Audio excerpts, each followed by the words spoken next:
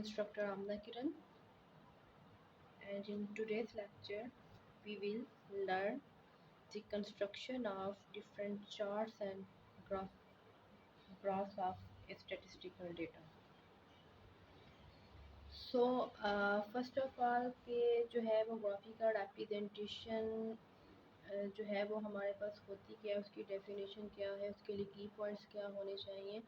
तो सारे के सारे जो की पॉइंट्स और डेफिनेशंस है वो मैं आपको लिंक में जो है वो स्लाइड शेयर कर दूँगी, जिसमें हम पहले ऑलरेडी इंट्रोडक्शन टू स्टैटिस्टिक्स जो और presentation of data and classification tabulation etcetera हम डिस्कस कर चुके हैं। तो उसी स्लाइड्स के अंदर जो है वो फर्दर मैं ये आपको की पॉइंट्स उनकी डेफिनेशन जो है वो शेयर कर दूँगी।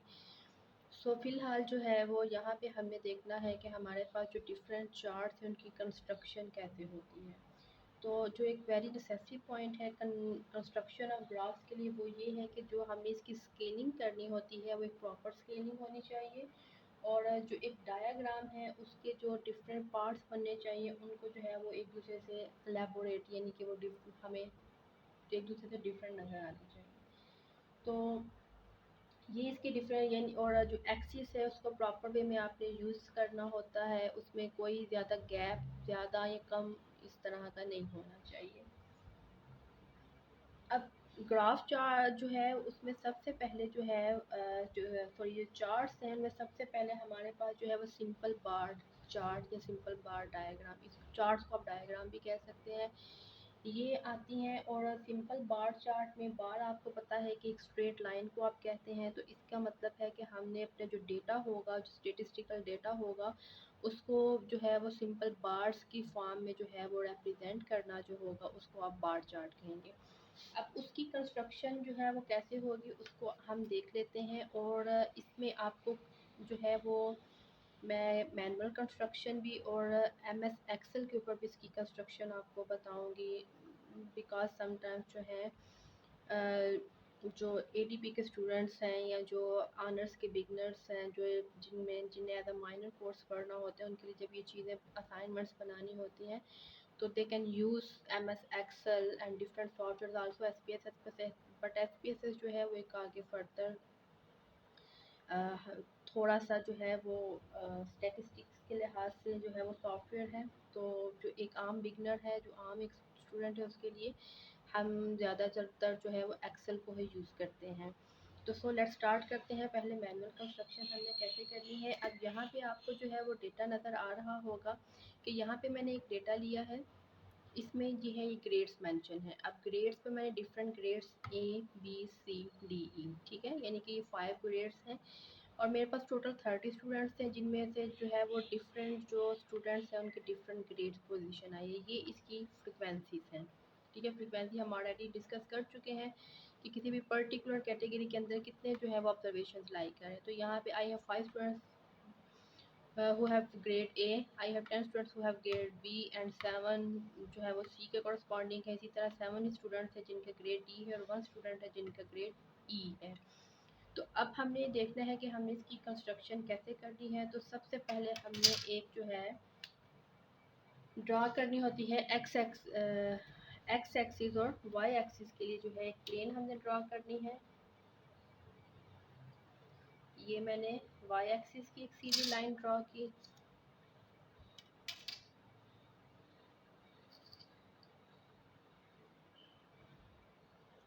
और ये मेरे पास जो है वो एक एक्स एक्सिस के लिए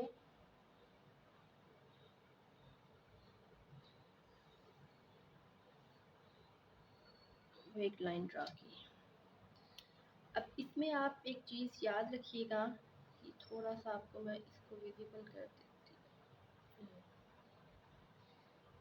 कि हमारे पास जो हमेशा डिपेंडेंट चीज़ जो होती है वो हमेशा वाई एक्सिस पे आएगी, और जो इंडिपेंडेंट होती है इनकी जिसके ऊपर डेटा बेस कर रहा होता है वो हमेशा जो चीज़ होती है वो हम एक्स एक्सिस पे रखते हैं।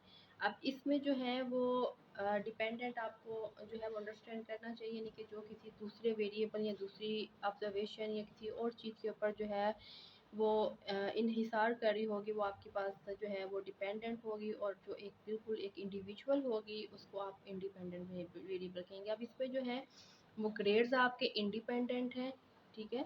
और जो नंबर ऑफ स्टूडेंट्स हैं वो आपके डिपेंडेंट है, क्योंकि ग्रेड जो है वो स्टूडेंट पे डिपेंड नहीं करे। स्टूडेंट जो है वो ग्रेड पे डिपेंड करे कि वो ग्रेड ए अटेन करता है, बी अटेन करता है, सी करता है। तो ये स्टूडेंट जो है वो ग्रेड के ऊपर डिपेंड कर रहा है। तो ये एक वेरी इंपॉर्टेंट स्टेप आपने याद रखना है कि जब भी आपने ग्राफिक कंस्ट्रक्शन करनी है, हमेशा डिपेंडेंट को वाई एक्सिस पे रखना है और इंडिपेंडेंट को आपने हमेशा एक्स एक्सिस पे रखना है। सेकेंड नंबर पे आपने क्या करना है कि आपने मेक श्योर करना है कि ये आपकी जो फ्रिक्वेंसीज होंगी, जो आपका डेटा होगा, इसको माइंड में रखते हुए आपने जो है एक प्रॉपर स्केलिंग यहाँ पे करनी होती है। अब प्रॉपर स्केलिंग इनके उसमें एक प्रॉपर गैप होना चाहिए। अब जिस तरह देखिए मेरे पास यहाँ पे मिनिमम वैल्यू है, ग्रेड ई के सामने जो है वो 1 है, और मेरे पास जो है वो उसके बाद वैल्यू 5 है, 7 है, 7 एंड 10 है। तो इसमें अब हमारे पास क्या है कि अगर जो है वो मैं इसमें ऑब्जर्वेशन में 10-10 का गैप लेना शुरू हो जाती है, तो मेरा एक स्केल जो है वो अप्रोप्रिएट नहीं बनेगा। क्योंकि उसमें मोस्टली जो ऑब्जर्वेशन हैं वो पहली ही जो आपकी बार होगी उसके अंदर जो है वो मर्ज हो जाएंगी। तो एक जो है वो एक अट्रैक्टिव उसकी जो है वो लुक नहीं आएगी है, एक रीडर के लिए एक अच्छे वे से उसको समझ नहीं पाएगा।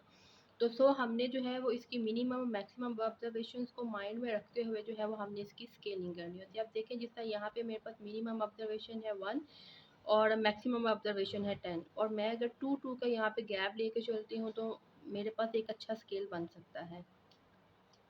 उसके लिए अब देखें, ओके स्टूडेंट्स, ये देखिएगा मैंने यहाँ पे जिस तरह मैंने आपको बताया कि मैं 2-2 का गैप लेके जो है वो एक प्रॉपर स्केल जो है वो इस डेटा के लिहाज से कंस्ट्रक्ट कर सकती हूँ। तो मैंने यहाँ पे जो है ये आपको पता है ओरिजिन है, ओरिजिन हमेशा 0 पे होता है। देन मैंने फर्स्ट जो है वो वैल्यू 2 ली है, फिर 2 का गैप रखते हुए 4, देन 6, देन 8, ठीक है। तो अगर तो ये मेरे पास जो है वो हंड्रेड्स की फॉर्म में डेटा होता, ठीक है, यानी कि मार्क्स के अकॉर्डिंग अगर हम डेटा लेते, तो फिर जो है वो मैं मुझे यहाँ पे इनका गैप ज़्यादा रखना पड़ना था। तो ये आपकी जो है वो एक नेचर ऑफ डेटा के ऊपर डिपेंड करता है। उसके बाद जो हमारे पास इंडिपेंडेंट वेरिएबल था, यानी कि जिस तरह यहाँ पे ये ग्रेड्स मेंशन है, तो इनको मैंने जो है वो एक्स एक्सिस पे ये यानी कि ये इसमें आपने कोई जो है वो स्केलिंग नहीं करनी होती। इसमें आपने जो यहाँ पे चीज़ मेंशन होगी उसको आपने एक सीक्वेंस के साथ यहाँ पे जिस समय लिखा है ABCDE, ठीक है।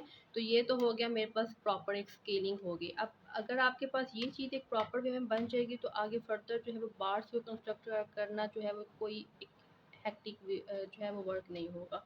वो भी देख लेते हैं। अब इस तरह देखिएगा कि मेरे पास जो है वो फर्स्ट ग्रेड है ए और उसकी वैल्यू है 5। तो मैंने क्या करना है, ग्रेड ए से जो है वो अपनी लाइन को, अपनी बार को ड्रा करना स्टार्ट करना है, और वो कहाँ तक जानी चाहिए हमारे पास कि जहाँ तक 5, ठीक है। तो 5 तकरीबन ये देखिए 4 और 6 के बीच में मेरे पास एक ही ऑब्जर्वेशन आएगी जो कि 5 होगी, तो वो आलमोस्ट इसके मिड में। तो यहाँ पे हम लाइन ड्रा कर लेते हैं। पहले अगर आप चाहें तो डार्ट भी आप 5 के ऊपर लगा सकते हैं। ऑलमोस्ट ये हमारे पास बनेगा, और यहाँ से लेके अगर हम लाइन ड्रा करें तो ये एक लाइन ड्रा हो जाएगी, ठीक है। उसके बाद चूंकि ये हमारे पास बार है, ये लाइन चार्ट नहीं है, तो हमने इस बार की विड्थ को थोड़ा ज़्यादा करना है, और ये आप तकरीबन यानी कि इन दो जो ग्रेड्स है इसके बीच बीच तक आप इसकी जो है वो विड्थ रख सकते हैं। ये हमारे पास ग्रेड ए जो है इस। अब अगर आप चाहें तो आप इसको शेड भी कर सकते हैं, फिल भी कर सकते हैं, वो आपकी चॉइस है, या आप इसको चाहें तो आप ब्लैंक भी रहने दें। देन ग्रेड बी है। ग्रेड बी में मेरे पास 10 स्टूडेंट्स हैं। अब देखें मेरे पास ये जो है वो ग्रेड बी है, और जो 10 वाई एक्सिस पे जो लाई करेगा वो ये मैक्सिमम मैंने 8 तक बनाया, इससे अबव जो होगा वो आगे मेरे पास 10 ऑब्जर्वेशन तक जाएगा। तो इसकी भी लाइन ड्रा कर लेते हैं। ये 10 आएगा यू, इसकी भी बार बना लें ऐसे, और इसकी भी आगे इसको ज्वाइन करते हैं। इसी तरह ग्रेड सी है, उसमें आई हैव 7 स्टूडेंट्स। तो आपके पास क्या होगा कि अब 7 आपका कहाँ पे बनेगा, 6 और 8 के मिड में, ठीक है। तो ये यहाँ से ग्रेड सी को उठाते हैं और इसको हमने ये 7 तक जो है वो ड्रॉ कर दिया। इसी तरह ग्रेड डी की भी लाइन ड्रा कर लेते हैं, क्योंकि वो भी हमारे पास 7 ही बन रही है। और फिर इसी तरह ग्रेड ई है, उसमें मेरे पास एक स्टूडेंट है, तो एक आपके पास ये इस 2 से भी नीचे आएगा।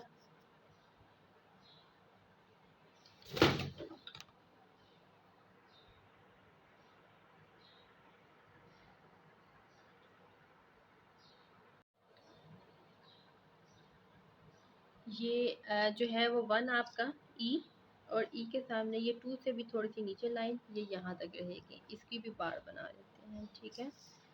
तो ये मेरे पास जो है वो एक अच्छे से बार चार्ट बन गया है कि स्टूडेंट। और उसके बाद फिर जो मेरे पास ग्रेड ई था, उसमें मेरे पास एक ऑब्जर्वेशन थी, तो उसकी मैंने बार जो है वो यहाँ पे 2 के नीचे इसके सामने ये एक इसकी बार बन गई।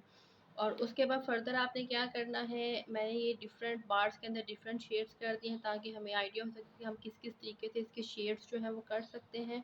अगर आप चाहें तो आप इन बार्स को अलहदा भी रहने दें, सिंपल रहने दें। अगर आप चाहें तो जिस तरह ये मैंने फुल कलर कर दिया, इसको मैंने बिल्कुल ब्लैक रहने दिया है। इसमें मैंने जो है वो ज़िगज़ैग लाइंस बना दी, इसमें स्ट्रेट लाइंस बना दी हैं, इसमें मैंने डायगोनल लाइंस बना दी। तो ये आपकी चॉइस है कि आप इनकी किस तरीके से जो है वो इनकी जो है वो फिलिंग करना, जो इनकी शेडिंग करना चाहते हैं। एक और चीज़ याद रखिएगा कि ये जो बार्स की हाइट है ना, ये जो है वो इसकी फ्रीक्वेंसी डिस्ट्रीब्यूशन जो है वो उसको फ्रीक्वेंसी को मेंशन करेंगे। लाइक ग्रेड ए था ना, ग्रेड ए में मेरे पास 5 स्टूडेंट है, तो ये देखिए ये यहाँ पे मुझे पता चल रहा है कि ये 4 से ऊपर और 6 से नीचे है, तो ये मेरे पास 5 स्टूडेंट्स हैं। बी है, बी में 8 से ऊपर है थोड़ा काफ़ी, तो ये मेरे पास 10 स्टूडेंट्स होंगे, ठीक है। तो ये यानी कि जो इन बार्स की हाइट होगी, ये आपके पास जो है वो उसकी फ्रीक्वेंसी की जो विड्थ होगी, फ्रीक्वेंसी होगी, उसको मेंशन करेगी, ठीक है। तो ये तो था सिंपल सा कंस्ट्रक्शन ऑफ बार चार्ट है। अब इसकी जो है वो एक्सेल पे भी हम इसको ड्रॉ कर सकते हैं, वो इसी वीडियो के आपको नेक्स्ट पार्ट में मैं बताती हूँ।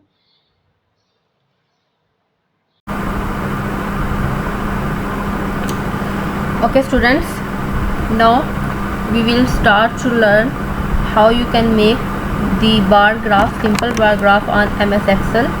So for this, let's open a blank sheet of MS Excel. Now here we have to enter our data set. I will add the same data set which I have used in the manual construction of simple bar chart, so that you can compare both charts with each other. So I have the first variable as grades, and the grades I have mentioned are A, B, C, D and E.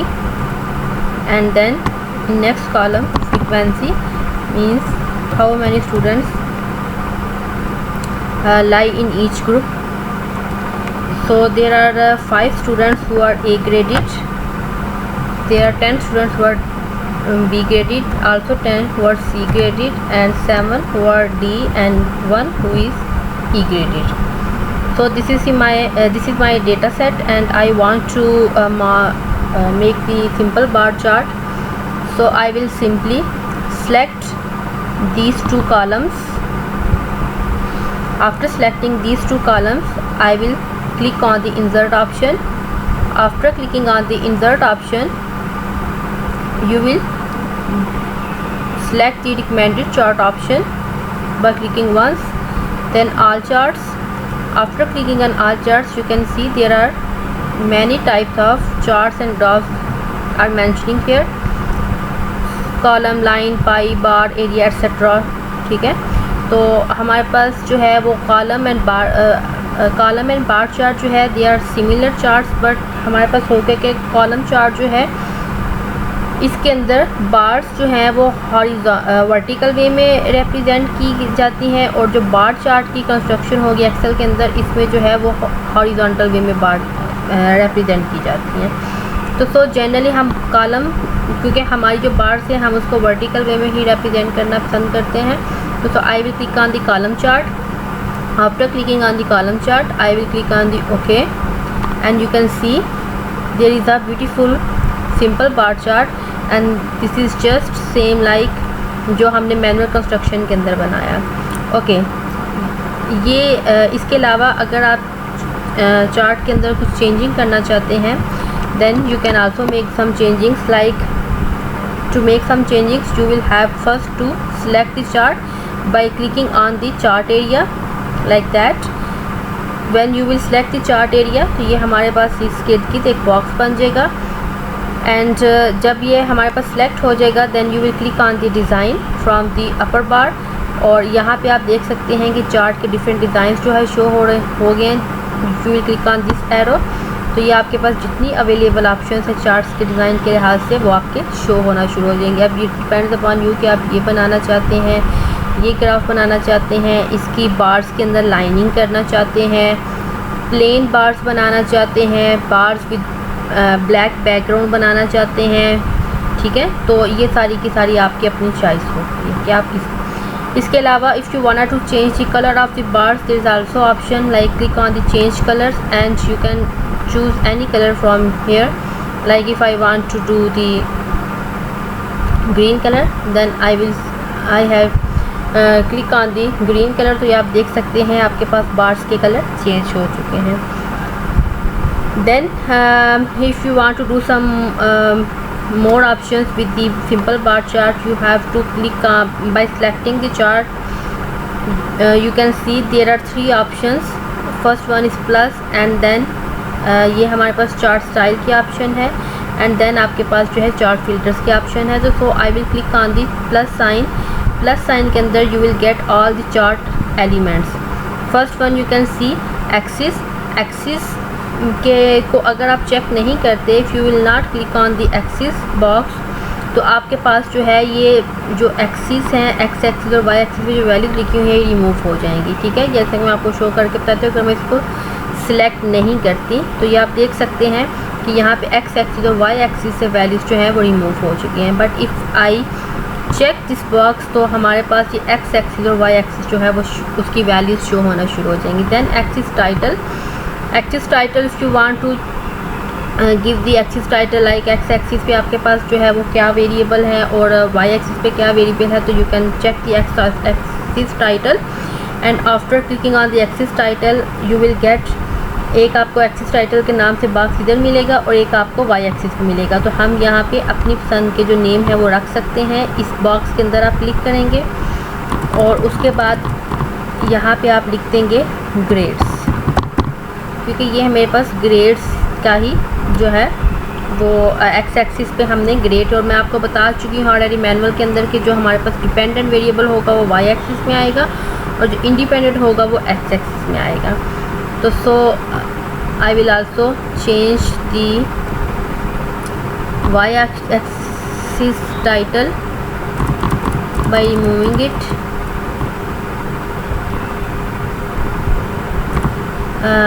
Like I will write frequency और number of student. ठीक है, कुछ भी आप लिखना चाहें तो आप लिख सकते हैं. मैंने यहाँ पे फ्रीक्वेंसी मेंशन कर दी है. तो ये हमारे पास जो है वो एक्स एक्सिस और वाई एक्सिस के टाइटल चेंज हो गया. Then I will again click on the plus sign and to see the what is the next chart element you can see the chart title. अगर आप इसको check करते हैं तो ये आपकी टॉप पे एक चार्ट टाइटल जो है वो सिलेक्ट शो होना शुरू हो जाएगा. अगर मैं इसको अनचेक कर देती हूँ तो ये टाइटल रिमूव हो जाएगा. ठीक है, और जब आप इस चीज़ को भी आप जो है अपनी मर्ज़ी से चेंजिंग कर सकते हैं. Like I want to write the bar chart here. ठीक है, आई एम सॉरी. ओके, ठीक है. तो उसके बाद again click on the plus sign and data labels पे अगर आप क्लिक करेंगे तो आपको हर फ्रीक्वेंसी की कॉरस्पॉन्डिंग वैल्यू हर बार की कॉरस्पॉन्डिंग फ्रीक्वेंसी शो होना शुरू हो जाएगी. Like if I click on the data label you can see कि हर बार के ऊपर जो है उसकी corresponding frequency like there are A grade student 10, B grade 10 और सी ग्रेड स्टूडेंट. तो आप देख सकते हैं ए के ऊपर 5 मेंशन कर दिया उसने, बी के ऊपर 10, सी के ऊपर 10, डी के ऊपर 10 एंड दैट्स इट. ठीक है, इसके अलावा अगर आप डेटा लेबल पे क्लिक करते हैं तो आपके पास जो है ये हर ग्रेड पे कितने स्टूडेंट्स हैं गेम ऑफ फ्रीक्वेंसी आपको एक्सिस के अंदर भी मेंशन कर देगा. तो ये हमारे कुछ चार्ट एलिमेंट जो है इसके रिलेटेड आइटम था और ये हमारी कंस्ट्रक्शन थी सिंपल बार चार्ट के साथ. इसको आप जो है वो अपनी जो मैंने मैनुअल के वीडियो के अंदर जो है कंस्ट्रक्शन के उसके साथ कंपेयर कर सकते हैं. ठीक है, तो ये हमारे पास एक सिंपल सी इसकी कंस्ट्रक्शन थी. If you feel any problem in manual construction और in construction of MS Excel, तो आप कमेंट बॉक्स में पूछ सकते हैं. So take care of your self and अल्लाह हाफिज़.